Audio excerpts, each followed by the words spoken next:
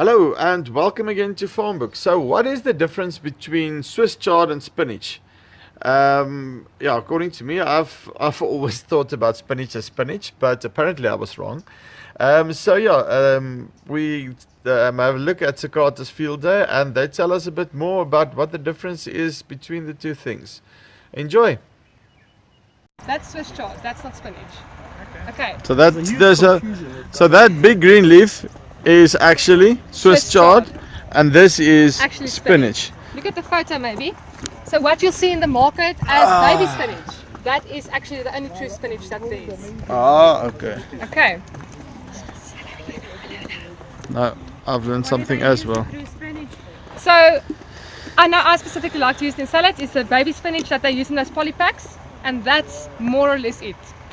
Where does the confusion come from? Do you think it was a mislabeling that was printed and widely circulated?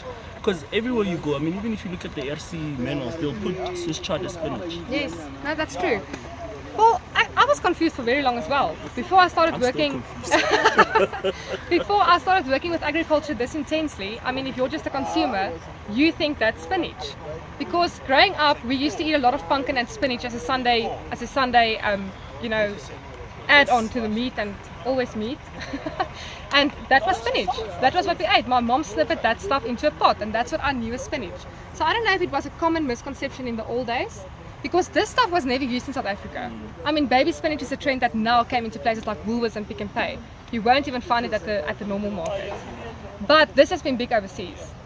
So I think we are adopting a lot of the overseas tendencies, and now we have to start readjusting some of our, perceptions, because we had all those misperceptions all those years ago. I still sometimes call that spinach. When I'm in the restaurant, I ask them, I want spinach and pumpkin with my meat. Spinach. Exactly, creamed spinach. And it's not this, I can promise you. They're gonna cut a long time. Okay guys, if you look at these leaves, and you'll see that they're not mature yet. What happened was, this stuff is 28 days until harvest.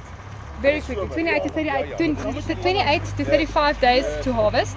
So we put the stuff in here, and then we had those extreme heat units, and then the stuff was mature, so we took it out and we re-sowed because we knew you guys were only coming today. And then we had rain, and we had rain, and then we had some cold, and again some rain. So the stuff never matured, okay? So you can go into the net if you want to, there where you started with the tomatoes. I don't know, did you guys do the tomatoes already? And you'll see that there's some baby spinach planted there as well. They are a little bit bigger, but still not big enough. So the stuff we look for in the baby spinach development is they want a lollipop leaf. They don't want something that's a pointy. So we need to start looking for varieties that once you harvest it the first time, they still stay round.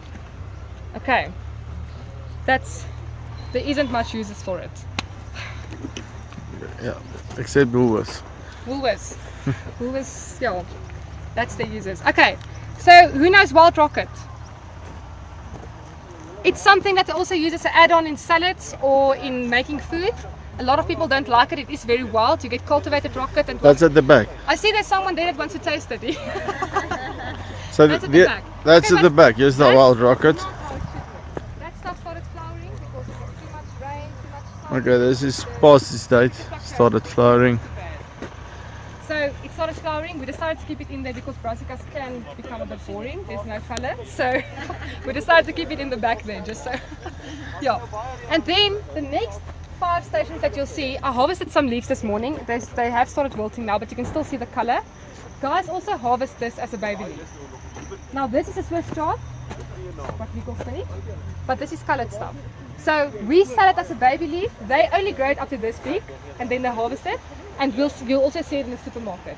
They do those color mixes, and you can grow it to a bigger spinach leaf, but a lot of people don't.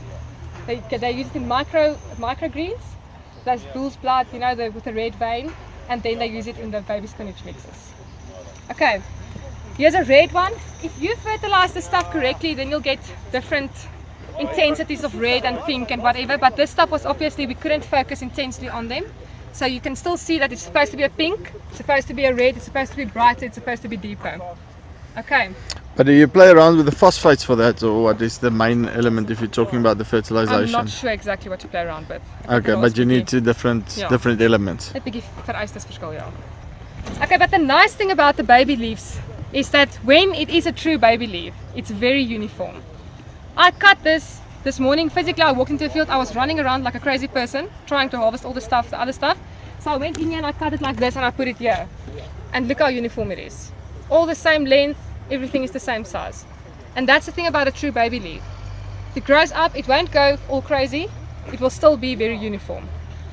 Okay, would you guys buy this in a supermarket?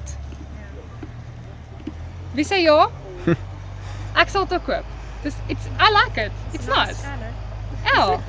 But And I think the yellow on this one is specifically the variety. it's specifically the variety. Eldorado is specifically the variety. But we've got a light pink one, and you know, thinking about children or thinking, I like to make colorful salads, and now you don't have to use all those different ingredients. You can just use a different leaf color. It doesn't have to be green on green. Okay. I see he's very excited about those salads. Okay.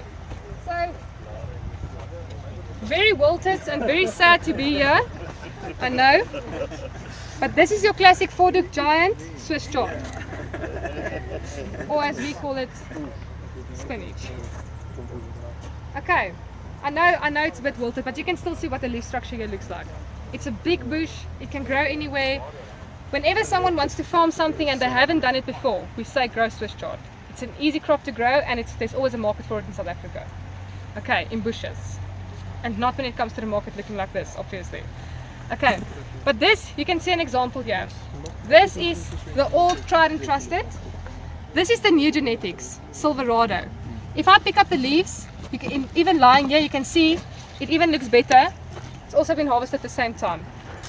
Okay, so the market is now leading towards a better kind of Swiss chard. Something that lasts longer on the field, something that looks better in a bush after a day that it's been lying there.